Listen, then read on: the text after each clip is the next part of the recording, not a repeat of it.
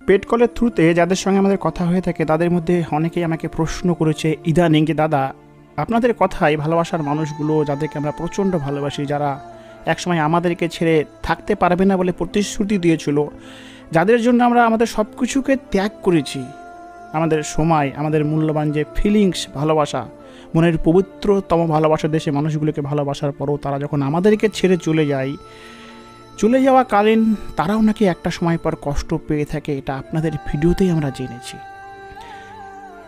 তো কথা হচ্ছে, সে মানুষটাকে দেখে তো তেমনটা মনে হয় না, সে মানুষটা তো দিব্যি ভালো রয়েছে, সে মানুষটা তো নতুন কোনো সম্পর্কের মাঝে জুড়ে গিয়ে সে নতুন মানুষটার সঙ্গে হ্যাপি রয়েছে, তার হ্যাপি থাকার ছবিগুলো সে সোশ্যাল মিডিয়াতে তুলে ধরছে, তাকে দেখা মাত্রই তার মুখে চোখে কোনোরূপই আত্মগ্লানি দেখতে পায় না। তবে কি করে বুঝবো যে আপনারা ভিডিও দ্বারা যে কথাগুলো বলেন আপনার ব্রেকআপ, সে মানুষগুলো কষ্ট পায়, সে মানুষগুলো যন্ত্রণা পায়, আমরা তো সেসব দেখতে পারি না।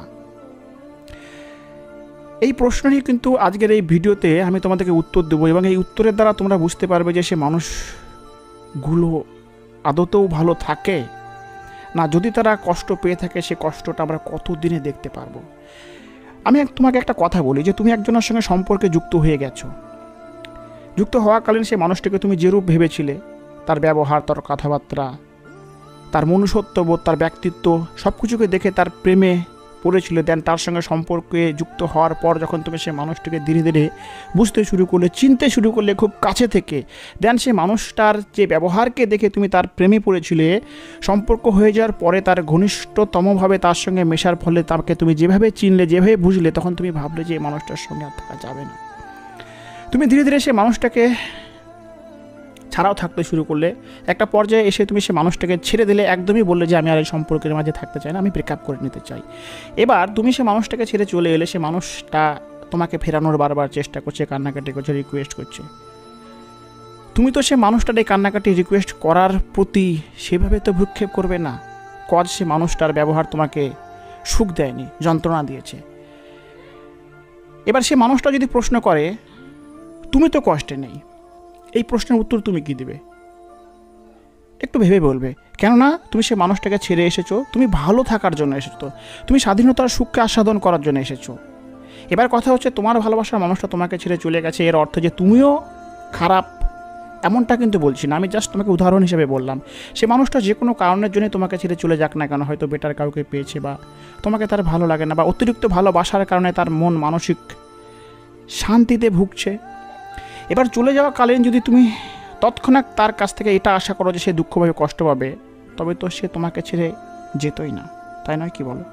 সেও কষ্ট পাবে, সেও দুঃখ পাবে, সেও যন্ত্রণা পাবে।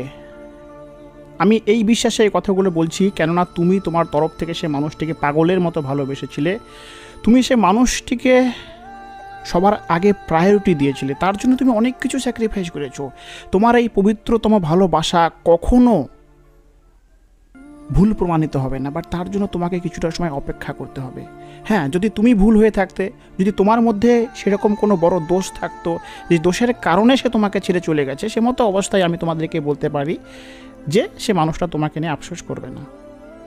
বাট আমি এটুকু বিশ্বাস করি, যদি তুমি ভুলই করে থাকবে বা তোমরা ভুলই করে থাকবে, তবে কিন্তু তোমরা আমার এই ভিডিওটিকে দেখতে না, তোমাদের মনে এই বিশ্বাসটা দৃঢ় হয়ে থাকতো যে আমাদের ভুলের কারণে সে মানুষটি চলে গেছে, সুতরাং সে মানুষটা আমাদের লাইফে আর ফিরে আসবে না। বাট আমি এই বিশ্বাসে সম্পূর্ণরূপে বিশ্বাসী যে তোমরা ভুল করোনি, তোমরা সে মানুষগুলোকে পাগলের মতো ভালোবেসেছো।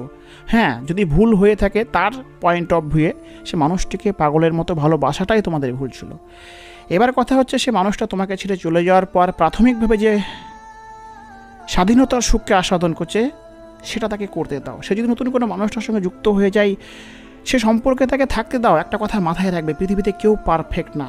একটা সময়ের পর সে যে স্বাধীনতার সুখকে আস্বাদন করছে, সে স্বাধীনতার সুখও কিন্তু বেশি দিন স্বাধীনতম থাকবে না।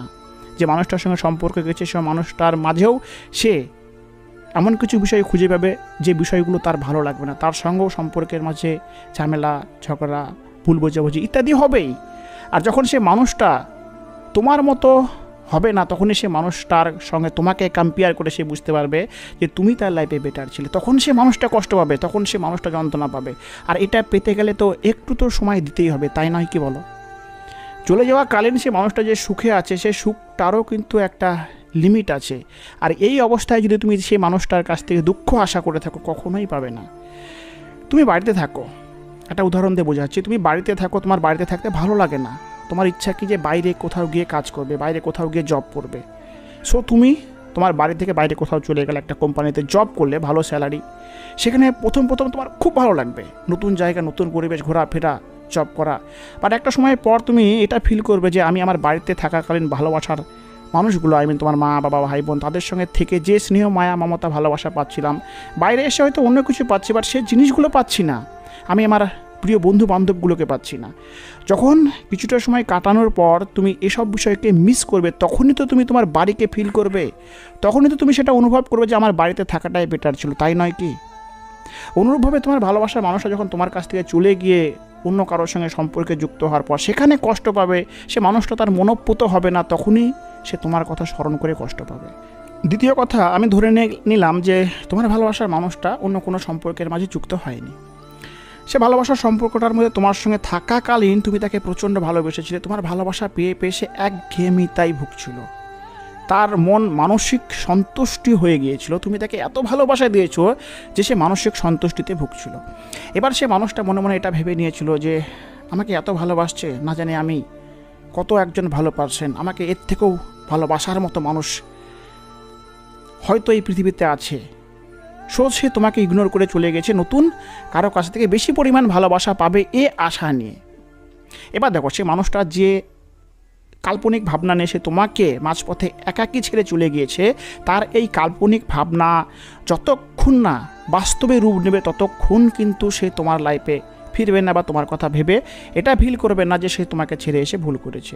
সে যখন তোমাকে ছেড়ে চলে যাবে, চলে যাওয়াকালীন বাস্তবিকতার সম্মুখীন হবে, সেখানে সে দেখবে যে দুনিয়াটা কত স্বার্থপর, তোমার মতো তাকে কেউ ভালোবাসে না, তোমার মতো তাকে কেউ কেয়ার করে না, সবাই সৌন্দর্যের পেছনে পাগল বা অর্থের পেছনে পাগল। যখন সে বাস্তবিকতার সম্মুখীন হবে, তখনই সে এটা অনুভব করবে যে তার তোমাকে ছেড়ে আসার ডিসিশনটা ভুল ছিল। আর আমি তোমাকে বলে রাখলাম যে তুমি যেহেতু তাকে প্রচণ্ড ভালোবেসেছিলে, তুমি যেহেতু তাকে মন থেকে অনুভব করেছিলে, তার জন্য অনেক কিছু স্যাক্রিফাইস করেছো, এজন্য সে মানুষটা তোমাকে স্মরণ করতে বাধ্য হবে। এটা হিউম্যান সাইকোলজি অনুসারে হয়ে থাকে। আমি যদি তোমাকে প্রশ্ন করে থাকি তুমি তোমার লাইফে কাকে মিস করো, আমি গ্যারেন্টি দিয়ে বলবো তুমি সেসব মানুষগুলোর কথাই তোমার মনে আসবে, যেসব মানুষগুলো তোমাকে প্রচণ্ড ভালোবেসেছে, যে মানুষগুলো তোমাকে স্মরণ করেছে, যে মানুষগুলো তোমাকে তোমার মতো করে বুঝেছে। আজ হয়তো সে মানুষগুলো তোমার লাইফে কোনো কারণবশত নাই, সে যে হোক না কেন, তোমার বন্ধু হতে পারে বা তোমাদের নিজেদের কোনো আত্মীয় কুটুম্ব হতে পারে, যাদের মধ্যে ভুল বোঝাবুঝির কারণে বর্তমানে কথা বন্ধ হলেও কিন্তু সে মানুষগুলোর কথা তুমি স্মরণ করবে, যারা তোমাকে প্রচণ্ড ভালোবেসেছে, যারা তোমাকে একটু হলেও বুঝেছে। তা কথা হচ্ছে, আমরা সেই মানুষগুলোকে মিস করি যারা আমাদেরকে ভালোবাসে, যারা আমাদেরকে মিস করে। আজ সেই মানুষগুলো আমাদের লাইফে না থাকার ফলে আমরা যদি তাদেরকে মিস করতে পারি, তো তুমি তো সেই মানুষটাকে পাগলের মতো ভালোবেসেছো, নিঃস্বার্থময় ভালোবেসেছো, কী করে সে মানুষটা তোমাকে মনে করবে না? আমাকে বলো। মনে করতে বাধ্য হবে। আজ হয়তো সে মানুষটা বুঝতে পারছে না, কেননা সবার মধ্যে যে বুঝ শক্তি ভগবান একই রকম দিয়ে থাকে তা কিন্তু না। আর একটা কথা কি জানো, আমরা দিনের মূল্য তখনই বুঝতে পারি যখন অন্ধকারময় রাত যাপন করি, তখন বুঝতে পারি যে দিন কতটা ভ্যালুয়েবল। আর একটা বিষয় কি জানো, স্বাধীনতার সুখ সেই মানুষটাই অনুভব করবে যে পরাধীনতার জীবনযাপন করেছে। তিতো আছে বলেই কিন্তু আমরা মিষ্টিকে এতটা ভ্যালু দেই। একজন গুড বয়কে গুড বয় এই জন্যই বলে থাকি, তার পাশে একজন ব্যাড বয় থাকে বলেই। অনুরূপভাবে সে বাস্তবিকতার সম্মুখীন হোক, সে নতুন কারো সম্পর্কের মাঝে যুক্ত হয়ে গিয়ে সেখানে ছ্যাঁকা খাক, তারপর সে বুঝতে পারবে তুমি তার লাইফে কতটা মূল্যবান ছিলে।